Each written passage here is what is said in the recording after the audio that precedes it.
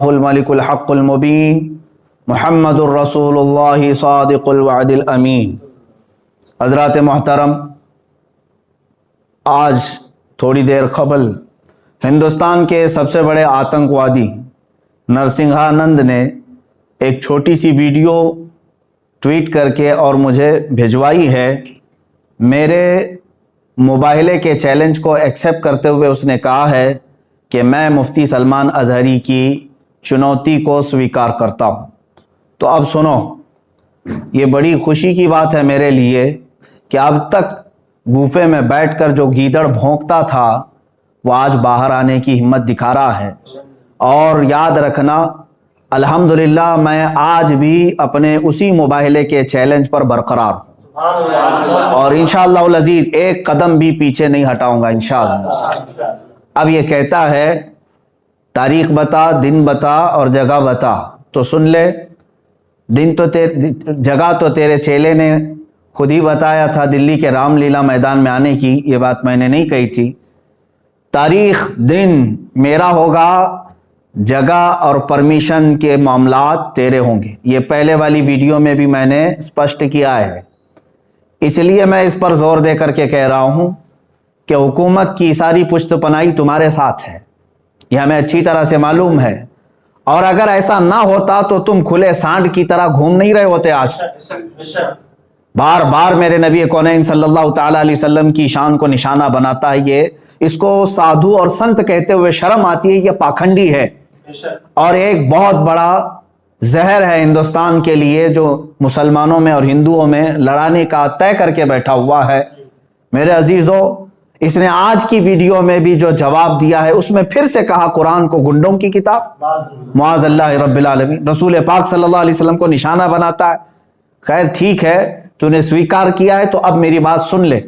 Permission تیری طرف سے ہوگا اور تو پرمیشن رام لیلا میدان دلی کا لاتا ہے، ٹھیک ہے، مجھے اس پرمیشن کے معاملات ساری چیزیں تو پہلے بھیج دے، دن، تاریخ، اور تو سننا چاہتا ہے وقت تو سن لے، اس کے لیے بھی اور میرے عزیز مسلمانوں کے لیے بھی۔ اے میرے عزیز مسلمان، تمام امت مصطفیٰ صلی اللہ علیہ وسلم کے غیور مسلمانوں، میں نے تاریخ اکابرین سے مشورہ کر کے یہ طے کیا ہے، انشاءاللہ العزیز اسی ماہ رمضان المبارک کے 17ویں تاریخ کو یوم بدر، یوم الفرقان، انگریزی تاریخ کے مطابق 30 اپریل 2021 کو جمعہ کا دن آ رہا ہے، انشاءاللہ العزیز یہ فقیر قادری حاضر ہوگا۔ دن پھر سے سن لے، میرے رمضان المبارک کی 17 تاریخ یوم بدر، یوم الفرقان، اور 30 اپریل 2021 کو میں اپنی جانب سے تاریخ تجھے بھیج رہا ہوں، اور تو پرمیشن کے معاملات آج ہی سے تیاری کرنا شروع کر دے، یا جیسے بھی پرمیشن کے معاملات ہوں گے تو مجھے فوراً جیسے آج ویڈیو بھیجا ہے اسی طرح سے بھیجے گا۔ اور دوسری بات، اب جو مباہلہ ہوگا، جو میدان میں اترا جائے گا، اب سن لے اس کے معاملات۔ میں اپنے اسلامی اصولوں کے مطابق مباہلے کے جو اصول ہیں اس پر عمل کروں گا انشاءاللہ العزیز۔ میں پہلے میدان میں اتروں گا اور پھر اتمام حجت کے لیے سامنے بیٹھوں گا۔ ایک بار پھر سے تجھے میں اسلام کی حقانیت، قرآن عظیم کی شان، رسول پاک صلی اللہ تعالی علیہ وسلم کی عظمت تیرے سامنے پھر سے بیان کروں گا، اور تو پھر سے اگر انکار پر انکار کرتا ہے، رسول پاک صلی اللہ تعالی علیہ وسلم کی شان میں مغلظات بکتا ہے، قرآن عظیم اور اسلام کو نشانہ بناتا ہے، اس کے بعد اتمام حجت ختم ہو جائے گی۔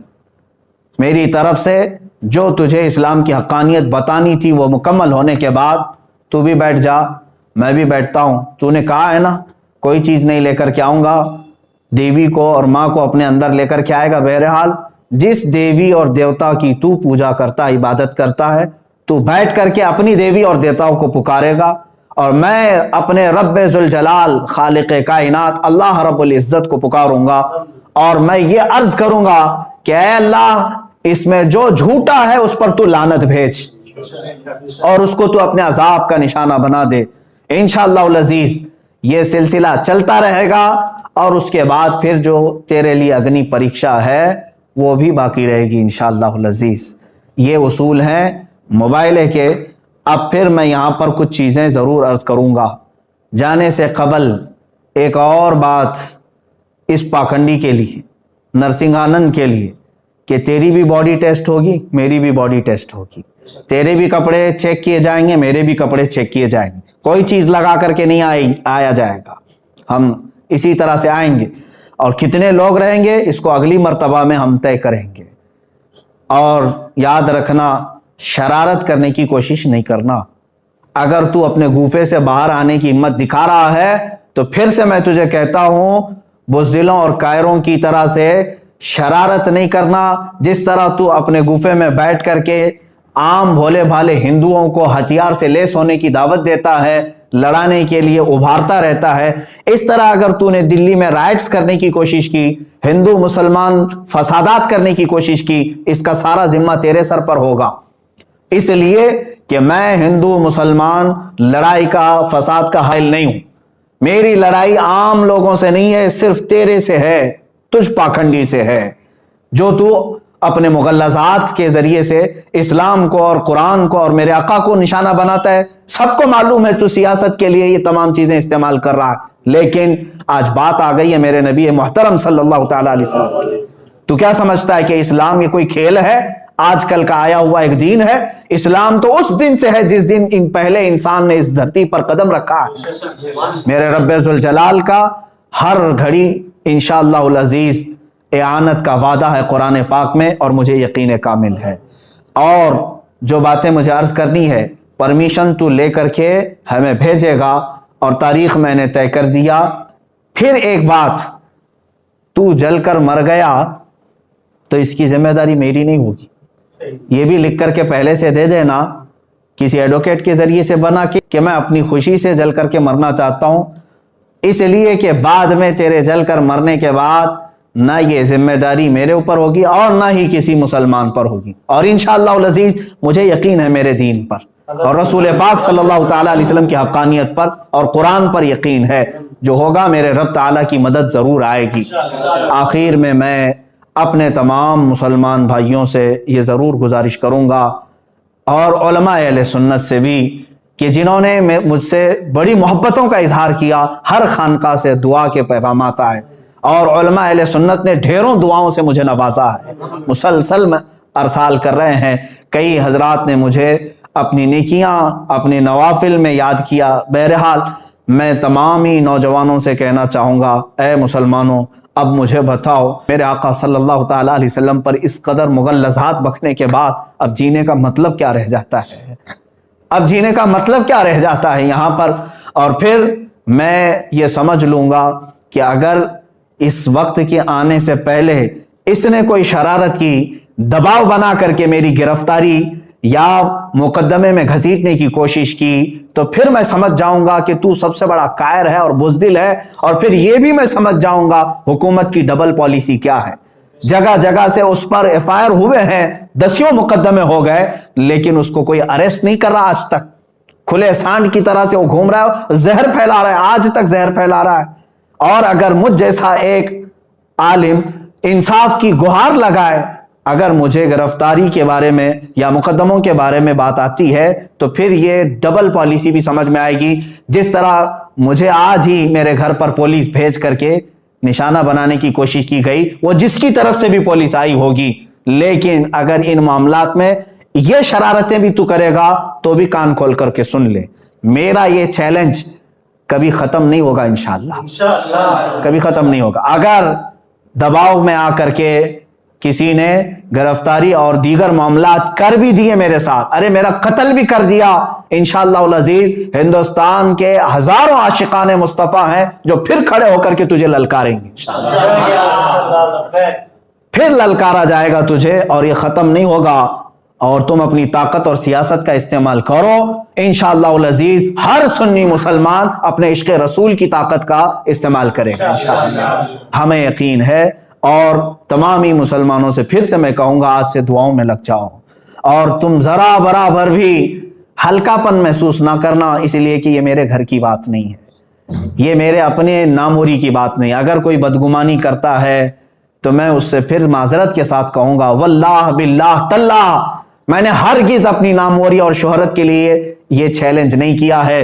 दिल जल रहा था इस्लाम की हक्कानियत और रसूल मुख्तार सल्लल्लाहु ताला अलैहि वसल्लम की शान और कुरान की शान के इजहार के लिए मैंने चैलेंज किया, और मुझे यकीन कामिल है इंशाअल्लाहुल अज़ीज़, यकीन कामिल है फतह होगी तो अल्लाह रब्बुल इज्जत के इन बंदों की फतह होगी, क्योंकि कुरान में मौला ने फरमाया काना हक्कन अलैना नस्रुल मुमिनीन, अल्लाह फरमाता हमने अपने ऊपर लाजिम कर लिया है ईमान वालों की मदद करेंगे। मेरा रब फरमाता है कतबल्लाहु लअग़लिबन्ना अना व रुसुली इन्नल्लाह क़विय्युन अज़ीज़, अल्लाह ने ये लिख दिया है कि गालिब आऊंगा तो मैं और मेरे रसूल, और बेशक अल्लाह कुव्वत वाला और गालिब आने वाला है। और फिर मेरे रब ताला ने यह भी फरमा दिया है हुवल्लज़ी अरसला रसूलहु बिल हुदा व दीनिल हक़ लियुज़हिरहु अला दीनि कुल्ली, वो अल्लाह है जिसने अपने रसूल को दीन हक के साथ भेजा है, दीन हक के साथ भेजा है, किसी आतंक के साथ नहीं, इसलिए कि वो तमाम अदियान में गालिब आए।